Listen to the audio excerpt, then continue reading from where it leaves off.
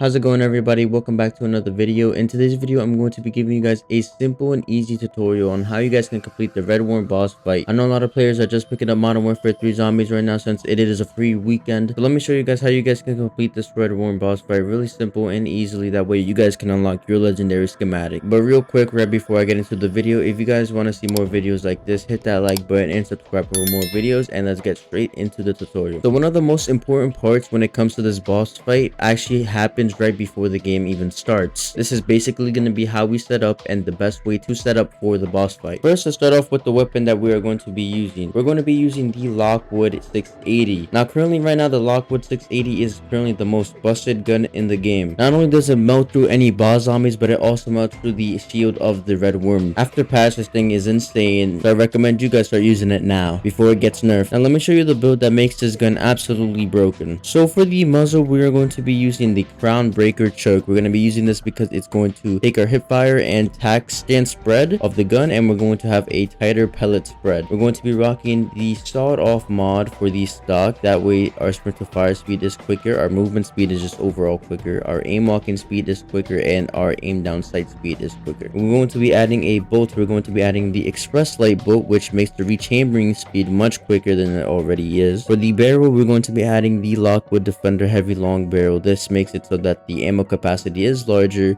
there's less recoil, less aiming idle sway, and there is more bullet velocity and range with the shotgun. And the last attachment, which is the most important attachment, is what makes this gun so broken, so overpowered, is going to be the 12 gauge slug ammunition. Basically what this is going to do is it's going to make the damage range much higher and the damage bullet velocity way higher, making this gun impact the zombies way harder than it already does. But now that we have our gun situation situated, now it's time to move on to our acquisitions that we want to bring into the game. Some of these acquisitions that I am recommending you using do require you to go into the tier 5 version of the Dark Ether so you can go ahead and unlock these schematics. If you do need any help doing this, I do have a full tutorial up on my channel that will appear on the top right of the corner right now, or the link is in the description, so go ahead and check that out if you need any help. Also, go ahead and drop your Activision and ask in the comment sections for any help. See if anybody could help you. I can also get on and help you, so don't be afraid to ask. Don't be afraid to just go around and ask people for help. But back on the topic of schematics that you should bring in, I recommend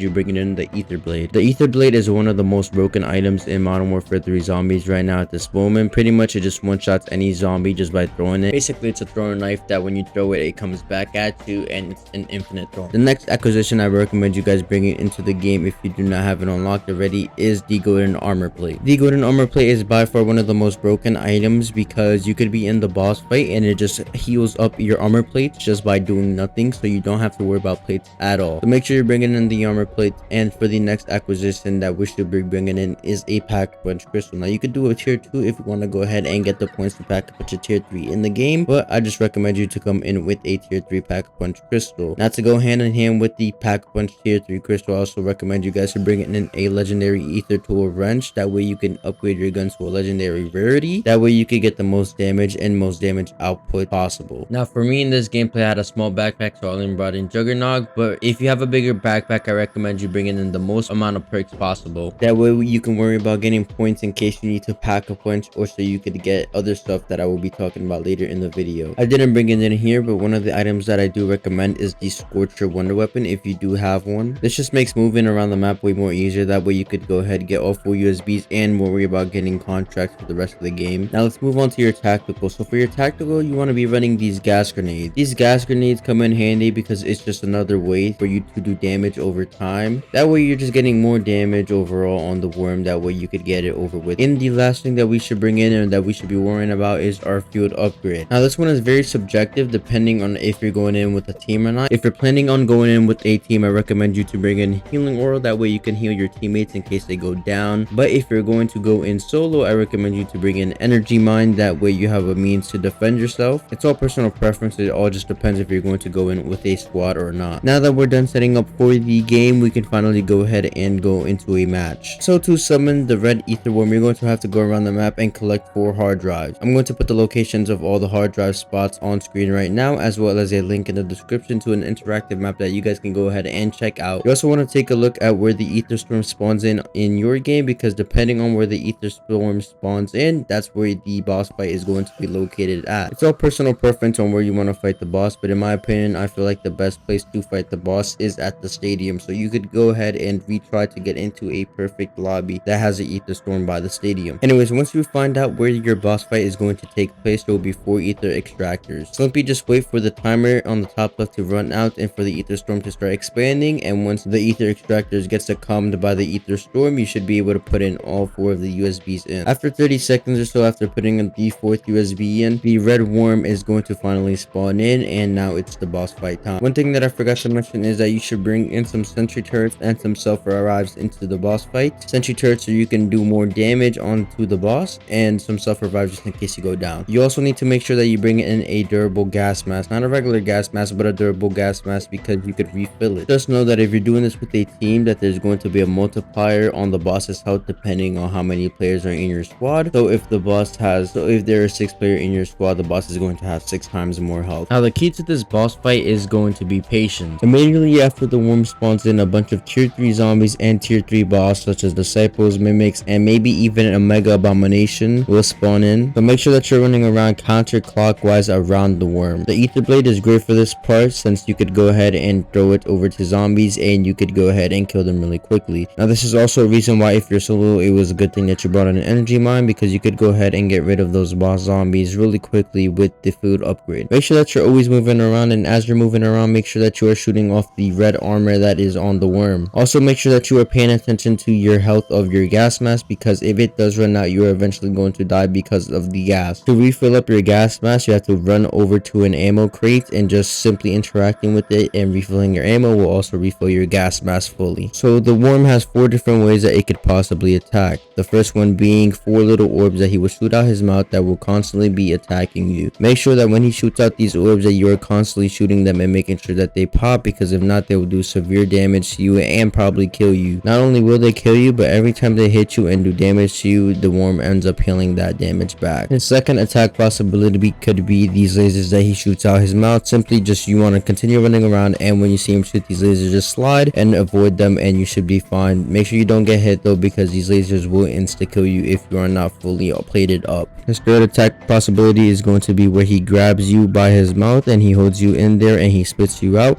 What you want to do is you want to go ahead and start shooting, because you'll be shooting the inside of his mouth. He will release you, let you go out of his mouth, and make sure that you are spamming whatever your jump key is or your parachute key is. That way when he spits you out his mouth, you don't instantly die by hitting the ground. And last but not least, the last attack possibility, he's going to bury himself underground and he's going to come under you, shoot you up into the air, and instead of swallowing you this time, he's just going to bite you. Simply just, you're gonna have to take it and you're just going to have to pull out your parachute, that way you do not die of fall damage. While you are running around and shooting his armor, make sure you're throwing these gas grenades onto him, because that would just be doing slowly damage over time. Make sure everybody on your team has these gas grenades equipped, and eventually after enough patience and persistence, you will eventually end up killing the worm boss. This guarantees you the best loot in the game, the legendary classified schematics such as the tier 3 pack-a-punch crystal, the legendary ether tool, and the scorcher schematics. Simply just exfil right after claiming your reward at the rift portal and you should be good to go. If you guys did enjoy this video and want to see more videos like this, hit that like button down below and subscribe for more videos.